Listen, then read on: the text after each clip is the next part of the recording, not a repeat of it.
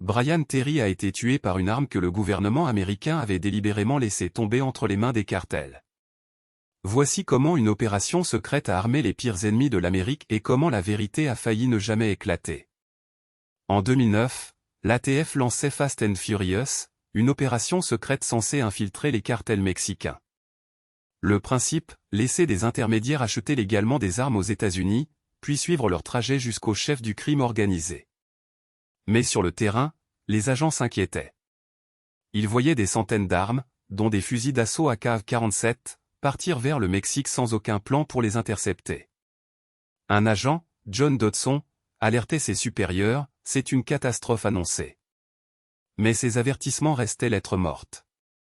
Plus de 2000 armes allaient ainsi être perdues par le gouvernement américain, tombant directement entre les mains des cartels les plus violents du Mexique.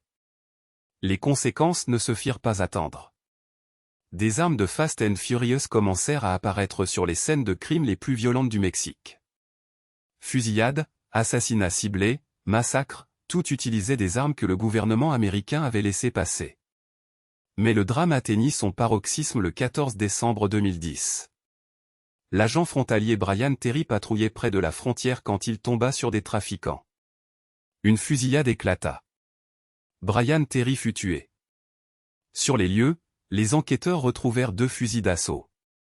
Leur numéro de série révéla l'impensable, ces armes provenaient directement de Fast and Furious.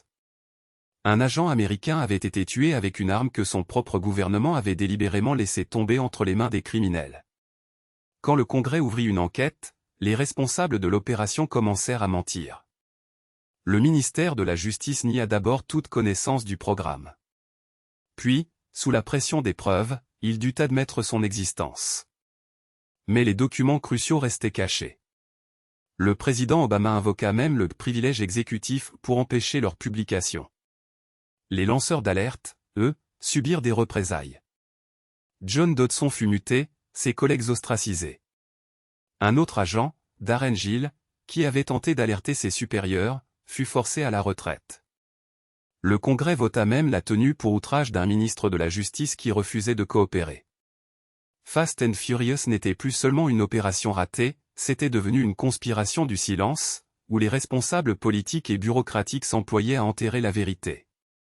Fast and Furious restera comme l'un des plus grands échecs de l'histoire du renseignement américain.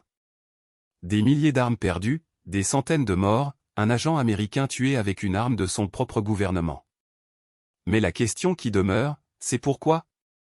Pourquoi avoir laissé sciemment des armes tomber entre les mains des cartels ?